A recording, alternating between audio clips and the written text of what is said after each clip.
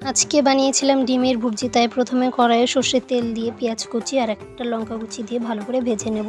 এর মধ্যে দেব পেঁয়াজ বাটা দিয়ে আবারও এটাকে আমি ভেজে নেব। ভাজা হয়ে গেলে এর মধ্যে লঙ্কার গুঁড়ো, জিরে গুঁড়ো, আদা রসুনের পেস্ট আর গোলমরিচের গুঁড়ো দিয়ে ভালো করে আমি ভেজে নেব।